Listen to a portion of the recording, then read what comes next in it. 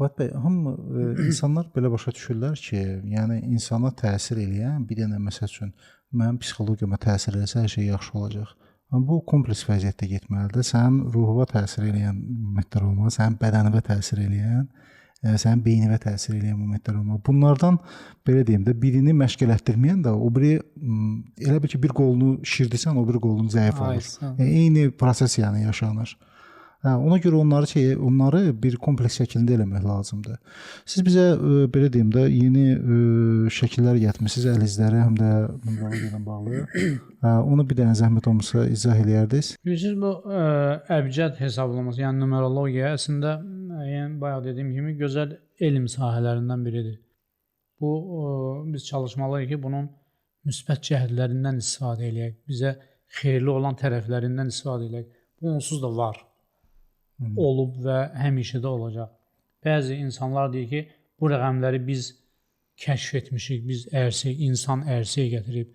Necə olar bu bizim xassiyyətimizi göstərə bilər. Amma bu zaman həmişə olub. Milyon illər, milyard illər ki, zaman var. Biz zamanın içində mövcud olmuşuq, ortaya çıxmışıq. Zamana bir nömrə qoymuşuq. Zamana nömrə. Biz rəqəmsiz yaşaya bilmirik ki, heç bir dəqiqəmiz, bir saniyəmiz belə keçmir. Görürsünüz, saniyə deyirəm. Saniyə özü də rəqəmdir və zamandır. Yəni, doğulan vaxtdan sanki biz bununla əlləşirik, bunun içindəyik. Müdrik insanlar deyib ki, dünyanı rəqəmlər idarə edir. Və doğrudan da bu belədir. Biz nömrələmişik bu zamanı və hər bir nömrənin də xüsusiyyəti var. Təsir mexanizmi var, təsir dairəsi var. Hər şeydə enerji var. Və zaten bütün kainat özü enerjinin içində hərəkətdədir.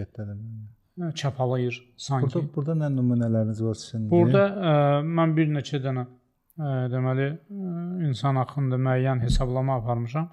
Sadəcə olaraq mən izahatları belə aparmaq istəyirəm ki, hansı rəqəmin mövcudluğu insan üçün daha çox xeyirlidir. Tutaq ki, bizdə belə bir psixomatrisadır, biz hesabladıq, 38 rəqəmi alınır. 38 rəqəmi... Bu hansı tarixdir? Tarix nədir? Bu 1969, 7-ci ayın 6-sı. Məsələn, belə bir tarixdir.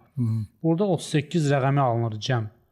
38 rəqəmi biraz bədbinlik, kədər rəqəmidir. Yəni, bu insan çox şeylərdə biraz bədbindir. Və bu bədbinliyi artıran cəhətlər var. Məsələn, burada duran tək bir dənə 2 rəqəmi bu bədbinliyin üstünə əlavə bir problem gətirir, əlavə bir yük verir. Və tək duran 2 rəqəmi həmişə tərəddüdlərlə yaşayır.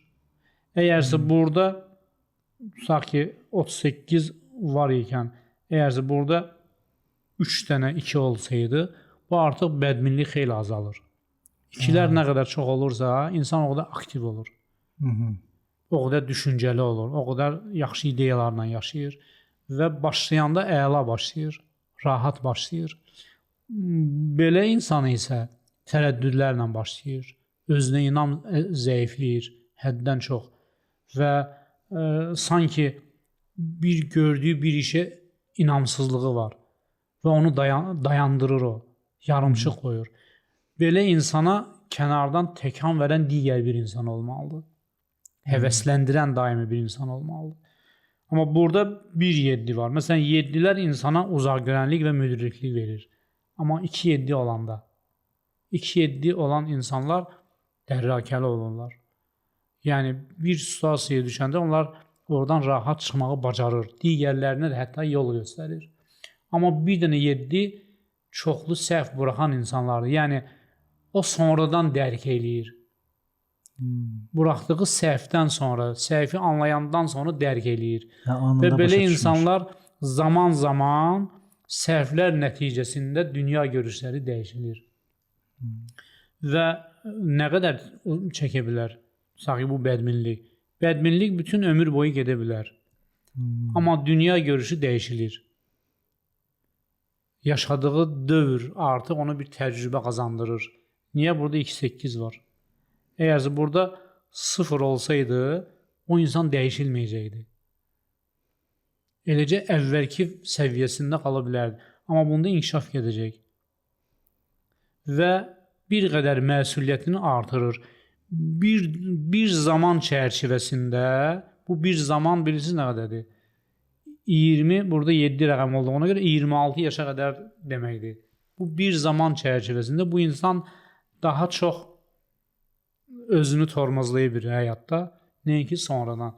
27 yaşdan sonra bir xeyli böyümüş formasına gəlir. Sanki böyüyür və dünya görüşü dəyişilir.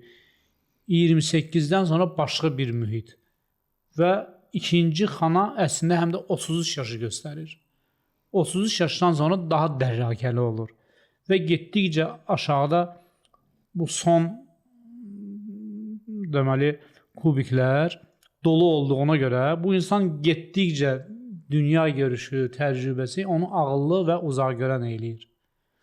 Və sanki daha mükəmməl bir istiqamətə yönəlir. Və bu qalır keçmişdə. Bu bədminlik və dayanma 60% azalır. Amma yenə də onun özəyində var bir hissə. Onda küskünlük də verir, sözə reaksiya da var. Yəni tez inciyən insan, tez üz döndərib, tez küsən. Amma bu zaman təcrübəyə sahib olduğuna görə yaş ötdükcə bunda dəyişiklik gedir. Əgərsə burada aşağıda rəqəmlər olmasaydı, bu dəyişiklik gedə bilmir. Çox maraqlı. Yox, dəyişiklik gedə bilmir. Çox az dəyişiklik gedir. 2, burada 3 dənə 6 rəqəmi var. Bu 3-6 rəqəmi yenə də dünya görüşündə dəyişiklik aparır. Niyə? Dostlarının sayı artır. Daha yaxşı mühitə düşür. 3-6 onu sövq eləyir. Sanki orada təkan verir. Və özü üçün şəxsi bir özəl iş açır. Əvvəldən fikrində var idi. Məsələn, bu adam neylə məşğul ola bilər? Təbiət sahələri var, elmləri var. Düzdür. Məsələn, bir dənə iki ona icazə vermir ki, yaxşı əla oxusun. Həvəsdən salır. Bir dənə üçü olan adamlar isə ümumiyyətlə biraz zəif oxuyur. Mütaliəyə həvəsləri olmur. Onlar daha çox yaradıcı sahəyə, daha çox meyillidir. Olan işləri də belə daha çox yaradıcılığa meyilli olurlar. Elə. Təbiət elmlərinə meyilli olurlar. Fantaziyaya meyilli olurlar. Amma burada 4 rəqəmi də olmadığına görə özünə əziyyət vermir. Deməli, həvəsdən düşmə, yarımçıqlıq, özünə əziyyət vermir, mütaliədən xoşu gəlmir. Deməli, bu insan neylə məşğul olmalıdır? Şəxsi, özəl işlə. 2-8 ona biznesə bir potensial verə bilir. Elə hətta. 3-6 əlaqələr qurmağa. 3-6 qidalarla, ərzaqla işləməyə onu sövq eləyə bilir. Deməli, mən çox rastlaşmışam belə adamlarla ki, 3-6 olan insanlar sanki bu oxumayıb da, düzdürmü? Təhsil almayıb da, yəni təhsili aşağıdır. Artıq özünü verir restoran sisteminə. Və yaxşı da idarə eləyirlər. Və onun sayəsində yaxşı əhatəsi olur. Və dünya görüşü dəyişilir və dərk eləyir. İnsanlar görür, hörmətli insanlar görür, bütün sferlərin insanlarını görür və özü də dəyişilməyə başlayır. Və heç hiss etmədən bu insan dəyişilir. Və eyni zamanda məsuliyyətli olur. 2-dən 8 onu məsuliyyətli olmağa məcbur eləyir. Mədəni münasibətlərdə 2-9 onu rəftarına məcbur eləyir. Sanki rəqəm bu rolu oynayır artıq onun həyatında. Biz bilmirik ki, bizi bu rəqəmlər idarə edir.